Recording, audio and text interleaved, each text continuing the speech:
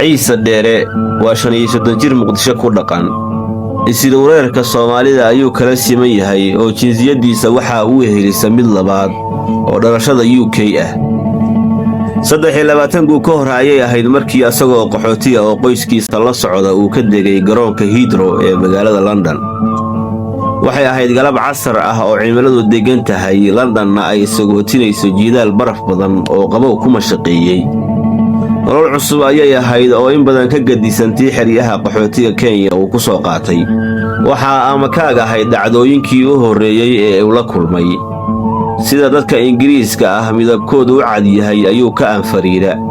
wuxuu ashqaraaray kolkuu raacay tareenka dhulka hoostiisa ku orda ee gegida diyaaradaha iyo magaalada isku xira. sida dadku u cadcad yihiin, u caraysan yihiin, u aamusan yihiin, ruux walbana goobtiisa ugu aruursan yahay wax la xiiseeyo ayay la ahayd marka loo eego dhaqanka Soomaalida ee qoobka iyo qaylada la jaalka ah. wuxuu sidii gashaanti xishood galay afka gacanta u saartay markay tareenka soo raacday gabar caddaan ah oo xubnaha jirkeedu meelo badan ka faydan yihiin ay magac ku qoran yahayna wadata. London nolol cusub baa uga bilaabantay. guryaha dawladda ee public housing-ka lagu magacaabo ayuu ku kora.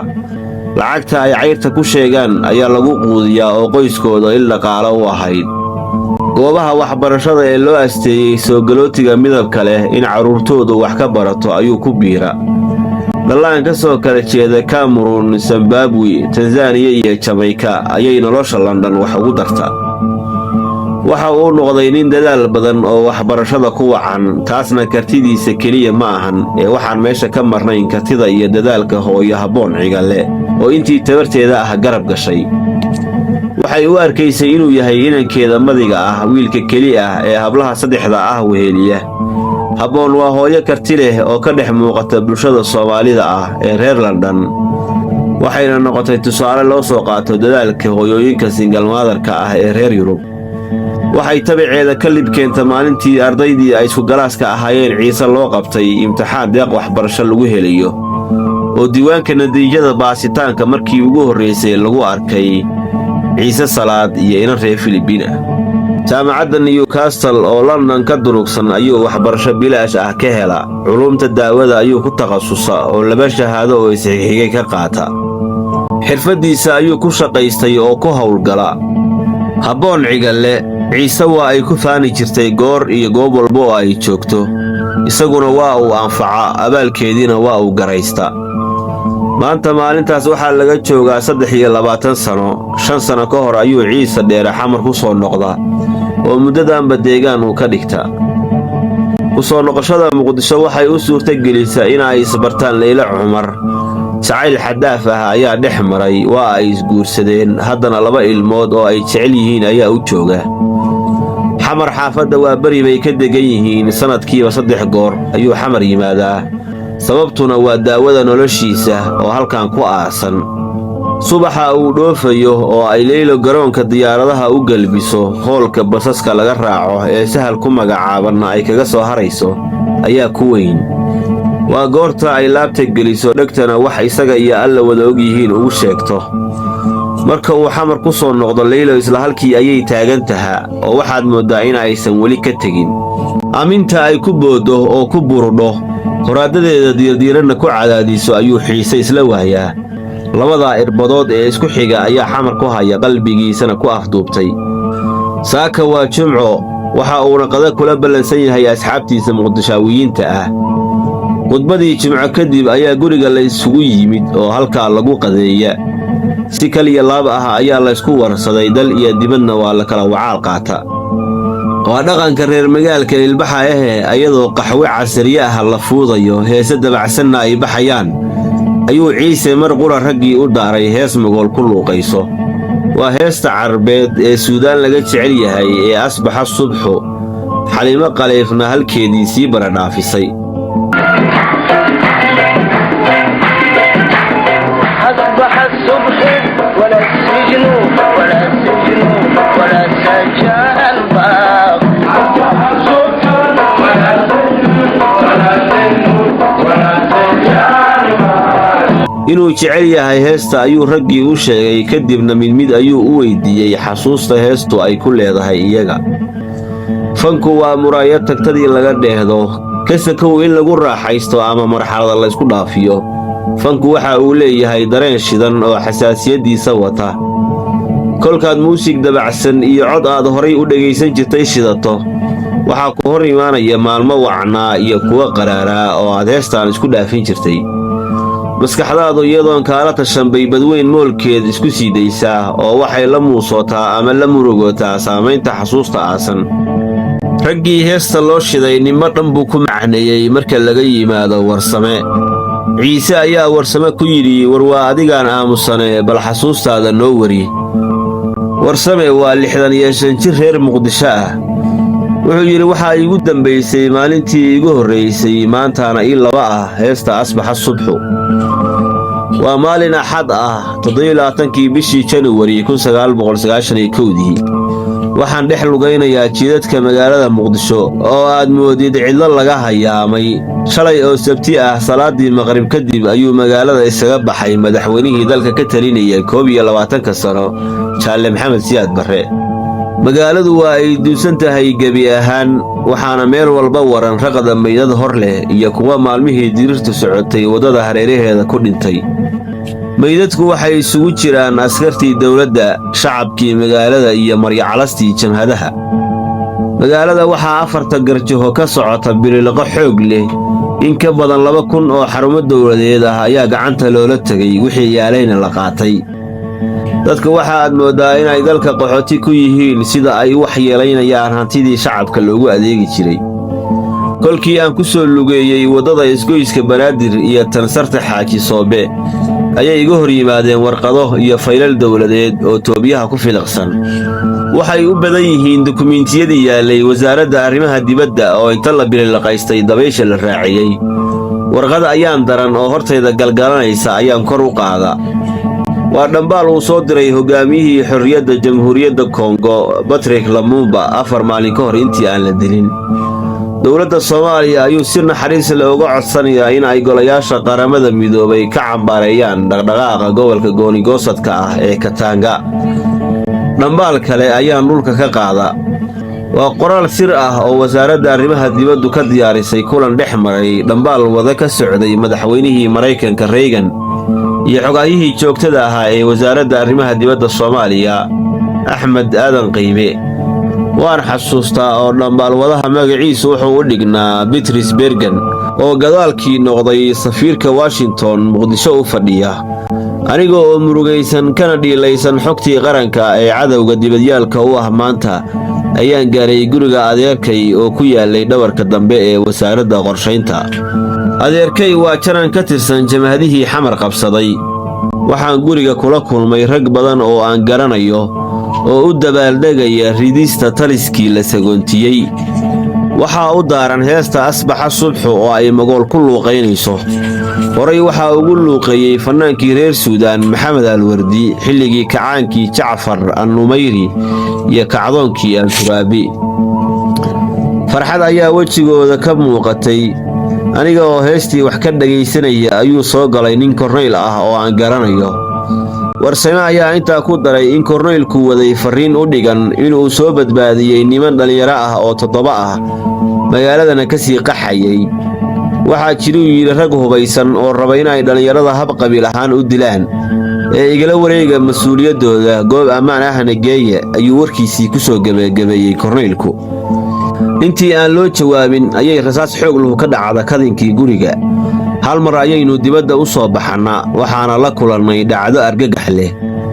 dhalinyaradii oo ku jiray gaarigii lagu soo qabtay ayaa guriga iridiisa lagu laaya, waxaana dilkooda ka dambeeyey raggii jamhadda ka tirsanaa ee korneylku noo sheegayey. waxaa la igu daray guddi loo xilsaaray in ay dhalinyarada aasaan.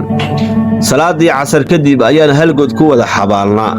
xasuustaas murugada leh ayay ciisow igu leedahay heestaan aad ii shiday. ciise dheere oo wejigiisa laga akhrisan karo dareen dhiilaysan ayaa yidhi, Warsame arrintaasu goormay dhacda. 27kii January maalintii dawladdu dhacday maalintii ka dambeeyday kuma dhihinoo ayuu Warsamena ugu jawaaba. ciise ayaa halhaleel u kacay oo guriga galay. wuxuu soo qaaday boorso yar oo kuwa garabka lagu qaata ah. ragga hortooda inta ku furay ayuu ka soo bixiyey album sawiraan ah oo sawirkii u horreeyey inta warsame u dhiibay ku yidhi ninkaani ma ku jiray raggii aad gacmahaaga ku aastay. warsame wuxuu yidhi haa, ninkaan waan arkay meydkiisa. nin dheer oo caas oo shaaruba fiiqan, madax weyn, tintuna u feeran tahay ayuu ahaa. xasuustayda isku joog safaari ah ayuu xidhnaa. ciise oo dareenkiisa shucuuray si muuqata isku beddelay ayaa yidhi warsame ninkaanu waa aabbahay. maalintii la dilay wuxuu doonayey inuu hooyo iyo annaga shalambood noogu yimaado oo na qaxiyo. sida hooyo kol dambe ii sheegtay markay 3 maalin sugaysay ayay weyda, kolkaasay baabuur Kismaayo u socda sii raacda. kolkii ay xeryaha qaxootiyada tagtay 3 sano kadib ayaa loo sheegay in aabbe xamar lagu dilay. maanta ka horow warsamow maannu maqlin dilkii aabbe iyo qaabkii uu u dhacay, waa noo afkaaga. halkaa markii uu marinayo ayuu isxajin waaya oo oohin jabsada. gulaankii qolka ka dhashay ayay ku soo baxday Nimco oo da'dii Ciise ka weynayd ah, maalmahan cumrada ka soo noqotay oo booqasho kula joogtay isaga. markay ogaatay arrinta meesha ka dhacday iyo qisada warsame dhimashada aabbaheed ka sheegay, ayay iyana istaagga ka dhacda iyadoo moodda in hadda la dilay Salaad Warfaa. aabbow kuwaayayey, aabbow Salaadow meel dheer ka jabayey ayay ku halaan hasha. jawigii ayaa ugaamay sakhmi dhiilana la haraaciyey. xaafadihii dariska ahaa ayaa iyana ooda soo jabsaday. gurigii xasilnaa sawaxan ayaa isqabsaday. haweenkii yimid ayaa geesgees warka isugu tabinaya. dhacdada ugu weyn ee sida faqaa loo iskuu sheegayo waa in Ciise Dheere iyo Nibcaba baraad la yihiin kadib markay maanta ogaadeen sidii aabbahood loo dilay 33 sano ka hor. warsame waa uu isceebsaday, geed qariya ayuu waayey, inuu gidaarka ka boodo ayuu isku dayey. taasi uma suurtagelayso da'diisa oo weyn, miisaanka jidhkiisa oo culus, iyo derbiga oo silig lagu xayndaabay awgeed. ciyaalkii banooniga xaafadda waa beri oo ah kuwa ugu akhlaaqda daran caasimadda ayaa markay arkeen guriga lagu shamuusan yahay geestooda dhagax ku harqiyey. hal mar ayaa la kala dida, waxaa lagu kala orday oo gabaad laga dhigtay qolalka iyo jikooyinka si looga badbaado dhagax tuurka iyo shiidka ciyaalka shiddada miran ah ee reer waaberi. qolka jiifka ayay si kadiis ah ugu wada dhuunteen Nimco, Ciise Dheere iyo warsamihii warka xunta shiilay. qolka fadhiga waxaa weli ka daaran Xaliimo Khaliif Magool oo dhacdada meesha ka dhacday ka baraadla. heestii carabiga ahayd baa siraadan waxay ku soo celcelinaysaa jamaahiiruna yawmuna calayna.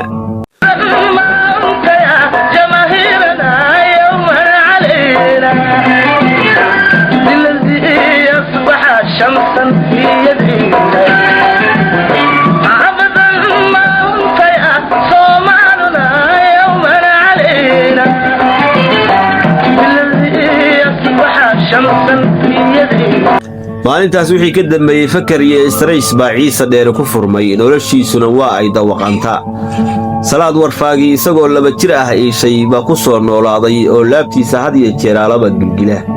wuxuu go'aan ku gaaray inuu u dhoofo London isagoo doonaya inuu shaqada fasax ka qaato, maalmana London kula qaato hooyadii Habboon Cigale si uu markaas kadib u booqdo magaalooyinka barakaysan ee Maka iyo Madiina oo uu filayo inuu booqashadooda nafis ku helo, ciriiriga laabtiisa asiibayna kaga bogsado, culayska saaranna isaga dejiyo. saaka aroor hore ayuu guriga hooyadii ka soo baxa. waxa uu wataa gaari BMW ah. wuxuu doonayaa inuu tago xarunta weyn ee shaqadiisa laga xukumo oo u dhow qasriga Lancaster House. wuxuu cagta saaray wadada 4 lambar oo ka mid ah jidadka ugu qadiimsan bartamaha London.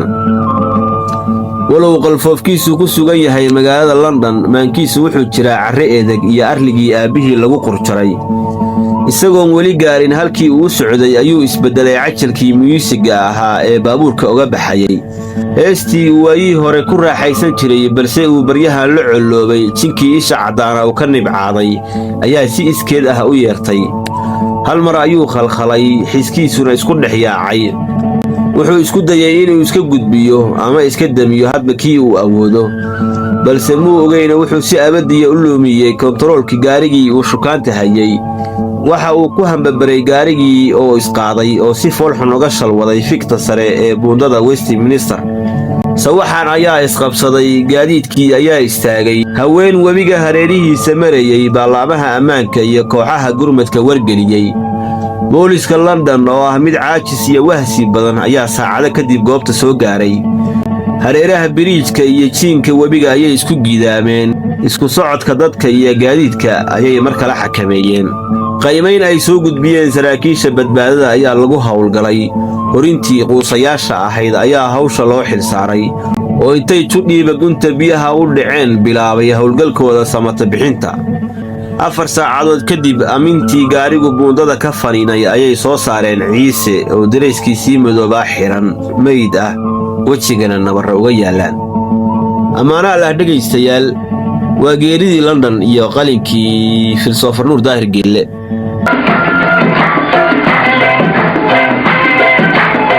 أصبح الصبح ولا السجن ولا السجن ولا سجان باق.